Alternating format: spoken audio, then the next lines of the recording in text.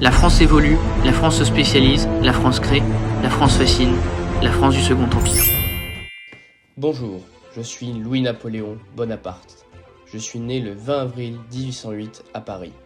Je suis le filleul de l'empereur Napoléon Ier et le fils de Louis Bonaparte, le petit frère de l'empereur et roi de Hollande, et de Hortense de Beauharnais, la fille de l'impératrice Joséphine. J'ai deux frères qui mourront très jeunes. L'empereur Napoléon Ier voit vite en moi son successeur. Je fus le seul héritier de la maison impériale après la mort de l'Aiglon en 1832. Lors de mon enfance, je passe mon temps à répondre « oui » aux questions des adultes, ce qui me vaudra le sobriquet de Monsieur Oui. Je passe mon enfance dans le château d'Ehrenenberg, en Suisse allemande, où séjourne ma mère, tandis que mon père, lui, vit à Rome avec le reste de la famille Bonaparte. Je suis élevé par des précepteurs, tous plus doués les uns que les autres.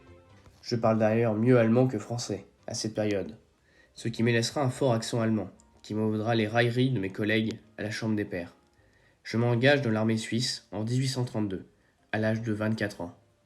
Je deviens vite capitaine d'artillerie, et écris un manuel d'artillerie à l'intention des officiers d'artillerie suisses. En 1836, avec une poignée d'hommes, j'effectue une tentative de coup d'État, à Strasbourg. Celle-ci se couronne d'un cuisant échec. Le but était de se baser sur le modèle du retour de l'île d'Elbe, en alliant une garnison à notre cause, puis en soulevant les autres sur notre passage jusqu'à Paris, seulement sous le nom et la bannière de Napoléon.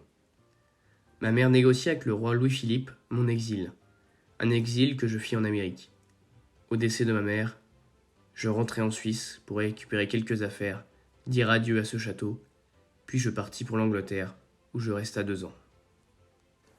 En 1840, croyant de nouveau en ma bonne étoile, je fis un débarquement à Boulogne-sur-Mer, en compagnie d'un fidèle de Napoléon Ier, le général de Montelon.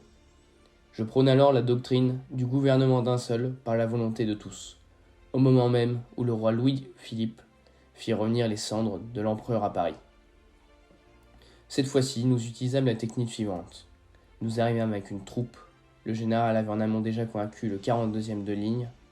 Quand nous arrivâmes à 7 heures pour débarquer, les hommes étaient prêts. Persigny était confiant. Une fois arrivés dans la ville, nous allâmes à la rencontre du 42e de ligne. Là, la garde nationale nous attendait. Il n'y eut pas de combat. Nous en fîmes vers les bateaux, mais la garde nous rattrapa dans la mer. Ainsi, ce fut un second échec. À 10 heures, nous fûmes derrière les barreaux. Je fus traduit face à la Chambre des Pairs, où régnait une majorité de monarchistes. Voici ma défense. Je représente devant vous un principe, une cause, une défaite. Le principe, c'est la souveraineté du peuple. La cause, celle de l'Empire. La défaite, Waterloo. Le principe, vous l'avez reconnu. La cause, vous l'avez servi. La défaite, vous voulez la venger. Représentant d'une cause politique, je ne puis accepter comme juge de mes volontés et de mes actes une juridiction politique. Je n'ai pas de justice à attendre de vous et je ne veux pas de votre générosité. Ainsi, le juge me condamna à la prison à perpétuité, auquel je répondis « Monsieur, sachez qu'en France, il n'y a rien de perpétuel. » Ce à quoi il me répondit « Nous verrons cela, monsieur. »